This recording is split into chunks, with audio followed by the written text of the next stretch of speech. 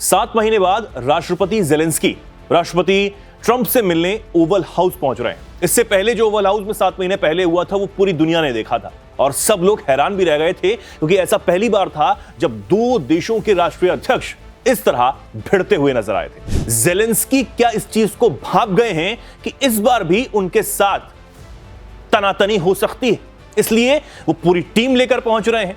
और क्या उनको यह भी अंदाजा हुआ है कि ट्रंप ने जो मुलाकात पुतिन से की है अलास्का में, उसमें भी गेम चेंज हो गया है, यानी कि जेलेंस्की के खिलाफ ही सारी चीजें आ गई। अब ट्रंप के जो बोल हैं वो तो यही कह रहे हैं, वो तो यही संकेत दे रहे हैं कि कहीं ना कहीं इस युद्ध को रोकने के लिए जो बड़ा समझौता होगा वो यूक्रेनी राष्ट्रपति जेलेंस्की को ही करना होगा। समझौते बहुत सारे, जमीन छोड़ने के, मिनरल्स भी देने के, और उसके बाद नाटो में न शामिल होने के भी, यानी कि तमाम जिद्दों को छोड़कर चुपचाप बैठिए, तभी इस युद्ध का समाधान हो सकता है, यानी सीजफायर हो सकता है। शायद इन चीजों को जेलेंस्की भाप गए हैं, और न सिर्फ अकेले बल्कि पूरी टीम के साथ। आप समझिए, नाटो के महासचिव, फिनलैंड के राष्ट्रपति, फ्रांस के राष्ट्रपति, प्रधानमंत्री जो है जॉर्जिया मेलोनी यानी कि इटली की, वो भी, और बहुत सारे लोग जो हैं वो ओवल हाउस में राष्ट्रपति ट्रंप से मुलाकात करने के लिए पहुंच रहे हैं।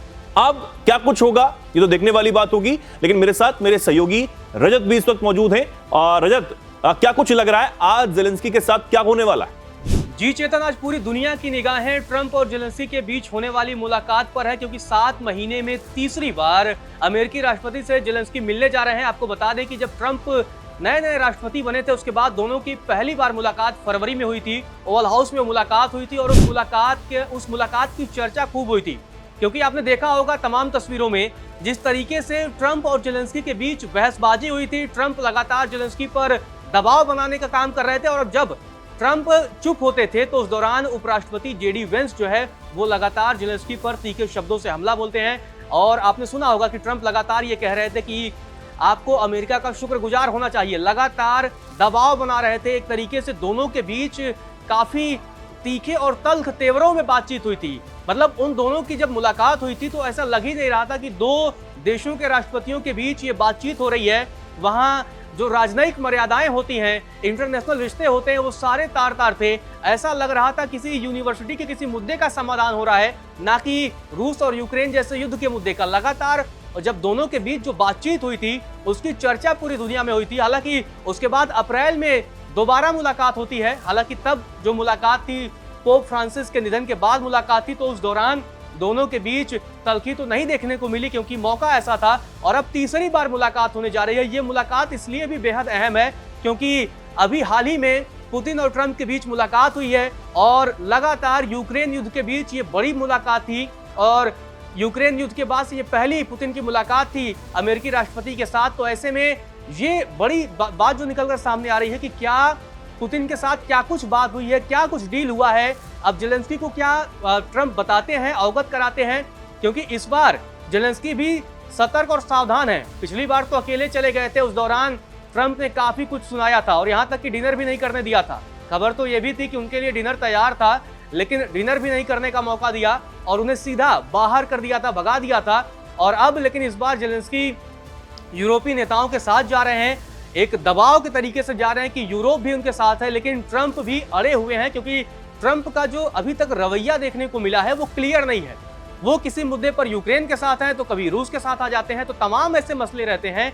और ट्रंप को कंफ्यूज काफी, मतलब ट्रंप कुछ मसलों को लेकर कंफ्यूज भी दिख रहे हैं। अब आपको बता दें कि अब यूक्रेनी राष्ट्रपति के साथ कौन कौन जा रहे हैं वो भी हम आपको बता दें। आपको बता दें कि जेलेंस्की के साथ यूरोपीय यूनियन के अध्यक्ष Ursula von der Leyen, NATO महासचिव मार्क रूटे, ब्रिटिश प्रधानमंत्री Keir Starmer, German chancellor Friedrich Merz, France के राष्ट्रपति इमैनुअल मैक्रों और इटली की प्रधानमंत्री जॉर्जिया मेलोनी भी जा रही हैं। तो एक तरीके से यूरोप के नेताओं के लाव लश्कर के साथ जेलेंस्की जा रहे हैं, और यूक्रेन युद्ध और रूस के युद्ध के बीच ये ट्रंप के साथ जो मुलाकात है वो बेहद अहम है। इस मुलाकात में ट्रंप यूरोपीय नेताओं और जेलेंस्की को बताएंगे कि आखिर क्या कुछ चर्चा पुतिन के साथ हुई थी, इन सारे मसलों से अवगत कराएंगे। तो इस बार कहीं न कहीं पिछली बार जैसी स्थिति देखने की शायद नौबत ना आए, क्योंकि जेलेंस्की के साथ यूरोप के नेताओं का साथ भी है। ब्रिटेन के प्रधानमंत्री जा रहे हैं, फ्रांस के जो है राष्ट्रपति जा रहे हैं और इटली की प्रधानमंत्री जा रही है। तो मतलब एक लाव लश्कर के साथ यूरोप के नेताओं के साथ जा रहे हैं, उसमें यूरोपियन संघ के अध्यक्ष भी है, यूरोपियन यूनियन की। तो बहुत मतलब इस बार कहीं ना कहीं जेलेंस्की पूरा एकदम तैयारी के साथ जा रहे हैं और अपनी बात को दृढ़ता से रखने की कोशिश करेंगे, क्योंकि ट्रंप ने जो अंदाज दिखाया था पुतिन से मुलाकात के बाद से, ट्रंप का जो बयान आया था वो बयान जेलेंस्की के लिए बड़ा झटका था।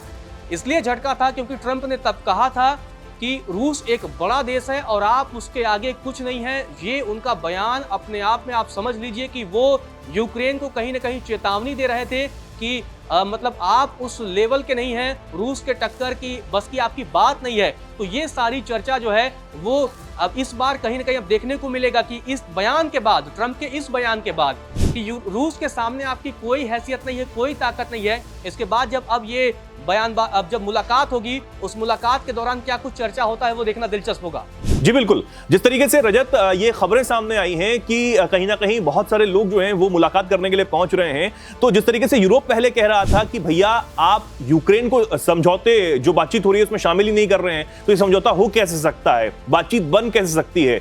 हालांकि पुतिन के साथ जो मुलाकात ट्रंप की हुई वो भले ही बेनतीजा रही हो, लेकिन उसके बाद बहुत सारे संकेत सामने आ रहे हैं कि समझौता जो है वो यूक्रेन को ही करना होगा। तो क्या सच में सिर्फ यूक्रेन को समझौता करना होगा, और क्या उन समझौतों के लिए यूक्रेन तैयार भी है? यूक्रेन मानेगा कि वो नाटो में भी शामिल ना हो और तमाम चीजें जो उस पर बोली जा रही हैं वो भी ना हो? जी चेतन, आपने बड़ा अहम सवाल उठाया है कि क्या अब यूक्रेन को ही समझौता करना पड़ेगा। ये एक अहम सवाल है, क्योंकि ट्रंप तो लगातार क्लियर कर चुके हैं कि पुतिन शायद झुकने वाले नहीं हैं, और ये बयान देना कि रूस आपसे बड़ा है, और क्या अब यूक्रेन पर ही समझौते के लिए दबाव बनाया जाएगा। आपको कुछ आंकड़े बता देते हैं। दरअसल जेलेंस्की लगातार ये मांग करते रहे कि यूक्रेन में आम लोगों की हत्याएं बंद हो, रूस पर और ज्यादा प्रतिबंध लगाए जाएं, पहले अस्थायी सीजफायर हो और सुरक्षा की गारंटी मिले। और साथ ही आपको बता दें कि रूस ने यूक्रेन के 20% हिस्से पर कब्जा किया है, लगभग 1,14,500 वर्ग किलोमीटर पर कब्जा कर रखा है। वही रूस पहले ही कंफर्म कर चुका है चेतन की क्रीमिया, डोनेट्स्क, लुहांस्क, खेरसान और जापोरिजिया जैसे क्षेत्रों को वो नहीं देगा। तो पुतिन ये पहले ही क्लियर कर चुके हैं कि किसी भी कीमत पर रूस जिन हिस्सों पर कब्जा किया है उन्हें वापस नहीं करेगा। तो ये सारी बातें रूस की तरफ से क्लियर की जा चुकी हैं, और अब बड़ा सवाल यही उठ रहा है कि क्या यूक्रेन पर ही दबाव बनाया जाएगा कि आप ही समझौता करें, आपको रूस के साथ शर्तों पर समझौता करना होगा। और आज जब ये मुलाकात होगी, आपको बता दें 10:45 पर भारतीय समय अनुसार ये मुलाकात होनी है, जिसमें ट्रंप यूरोपीय नेताओं और जेलेंस्की को बताएंगे कि आखिर पुतिन ने क्या क्या शर्तें रखी हैं। तो ये सारी बातें देखने को मिलेंगी। लेकिन अब जो अभी परिस्थितियां नजर आ रही हैं उसके मुताबिक कहीं ना कहीं ट्रंप की तरफ से एक दबाव बनाने की कोशिश है कि यूक्रेन पर ही समझौता करे, यूक्रेन पर ही दबाव बनाने की रणनीति के लिहाज से जिस तरीके से ट्रंप का बयान था वो आया था। लेकिन अब देखना दिलचस्प होगा कि इस बैठक के बाद से क्या नए नतीजा निकलता है। जी बिल्कुल, बहुत बहुत धन्यवाद रजत आपका हमारे साथ जुड़ने के लिए। तो जिस तरीके से अब ये मुलाकात आज होने वाली है, सबकी नजरें इस पर ही है, क्योंकि जो तमाम देशों के राष्ट्रीय अध्यक्ष हैं वो पहले ही अमेरिका पहुंच चुके हैं। खबर यह है कि जेलेंस्की भी पहुंच चुके हैं। देखने वाली बात होगी इस मुलाकात में क्या कुछ होगा, कैसी तस्वीरें इस मुलाकात से निकलकर सामने आने वाली हैं। क्या 7 महीने पहले जो तनातनी ओवल हाउस में हुई थी, क्या उस तरह की कोई बहस यहां पर होगी? बहुत सारे सवाल हैं, लेकिन सवाल यह भी है कि इन मुलाकातों के बाद क्या भारत को कोई रियायत, यानी कि टैरिफ को लेकर जो ट्रंप भड़के हुए हैं और जो एक्सपर्ट्स कह रहे हैं कि अगर इस युद्ध का समाधान जल्द हो जाता है तो भारत पर जो अतिरिक्त 25% टैरिफ लगाया गया है उससे कहीं ना कहीं राहत भारत को मिल सकती है। वो भी एक बड़ा सवाल है कि भारत के साथ क्या कोई डील अमेरिका जल्द शांति के लिए करने वाला है।